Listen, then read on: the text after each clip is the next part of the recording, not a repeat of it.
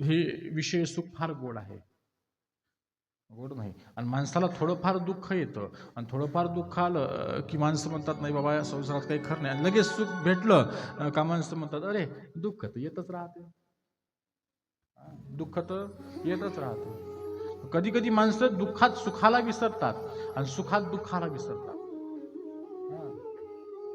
कारण हे विषयाचं एक समसुख आहे, लक्षात ठेवा. विषयाचं काय आहे? समसुख आहे. ज्याप्रमाणे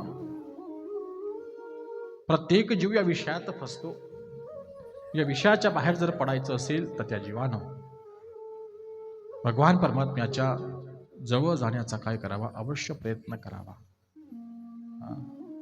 जो देवाच्या पर्यंत पोचल तो या 5 विषयात फसणार नाही. शब्द, स्पर्श, रूप, रस, गंध.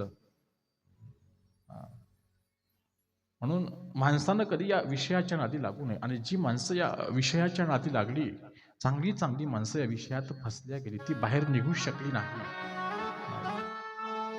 अनेक उदाहरणं देता येईल, पण संत महात्मे या विषयाच्या बाहेर आहेत. कारण संताचा विषय जर काय असेल तर त्यांचा मुख्य विषय आहे नारायण. विषय तो त्यांचा